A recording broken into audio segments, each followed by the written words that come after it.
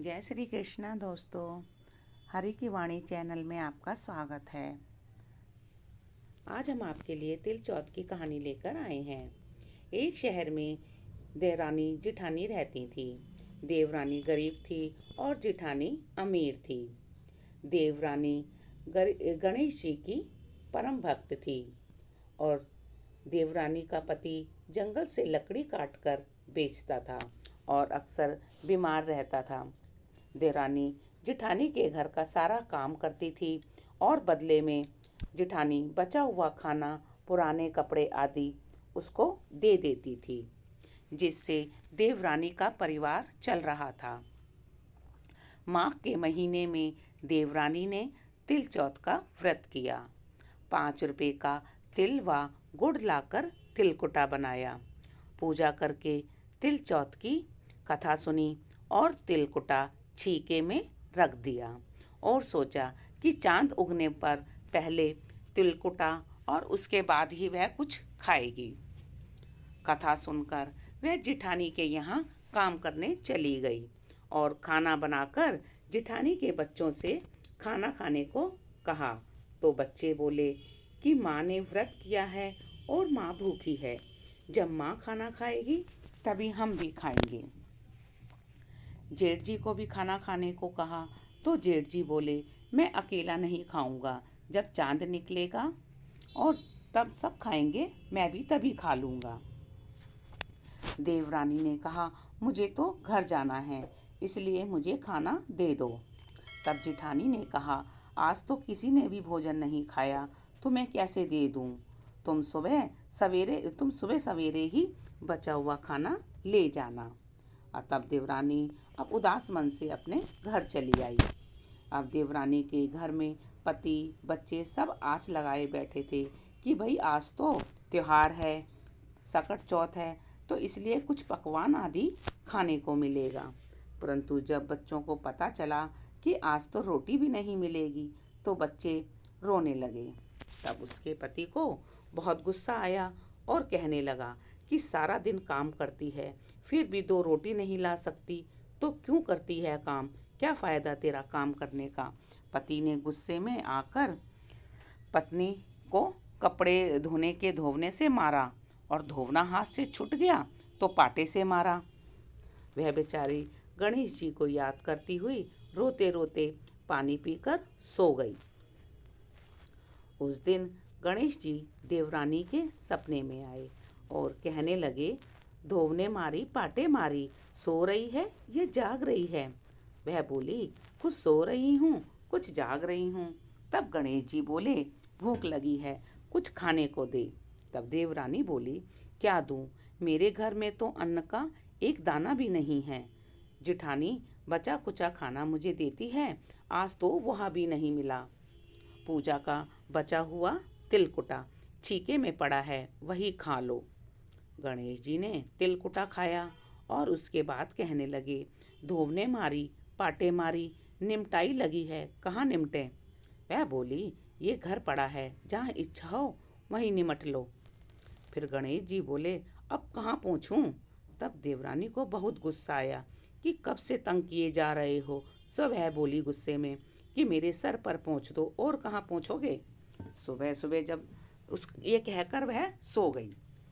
सुबह जब देवरानी उठी तो यह देखकर हैरान रह गई कि पूरा घर हीरे मोती से जगमगा रहा है। सिर पर जहाँ विधायक जी ने पोंछनी कर गए थे, वहाँ पर हीरे के टीके और बिंदी जगमगा रहे थे। उस दिन देवरानी जिठानी के काम करने नहीं गई।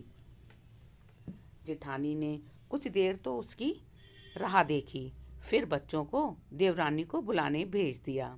जिठानी ने सोचा, कल खाना नहीं दिया था, इसलिए शायद देवरानी बुरा मान गई होगी। तब बच्चे उनके घर गए और बोले, चाची चलो, माँ ने बुलाया है, सारा काम पड़ा है। दुनिया में चाहे कोई मौका चूक जाए, पर देवरानी जिठानी आपस में कहने का मौका नहीं छोड़ती। देवरानी ने कहा, बेटा बहुत दिन तेरी माँ के यहाँ नौकरी कर ली, अब तुम अपनी माँ को मेरे यहाँ काम करने भेज दो। बच्चों ने जाकर माँ को बताया कि चाची तो पूरे चाची का तो पूरा घर हीरे मोतियों से जगमगा रहा है।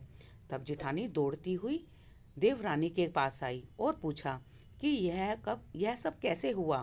तब देवरानी ने उसके साथ जो हुआ था वो सब कह डाला। अब घर लौटकर जेठानी ने कुछ सोचा और अपने पति से कहने लगी, आप मुझे धोवने और पाटे से मारो। तब उसका पति बोला कि भली मानस, मैंने तो कभी तुम्हें हाथ भी नहीं लगाया, मैं तुम्हें धोवने और पाटे से कैसे मार सकता हूँ। वह नहीं मानी और जिद करने लगी। तब मजबूरन पति को उसे मारना पड़ा।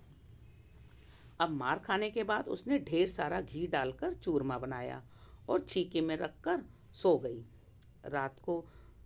रात को चौथ विनायक जी उसके सपने में आए और कहने लगे, भूख लगी है, क्या खाऊं।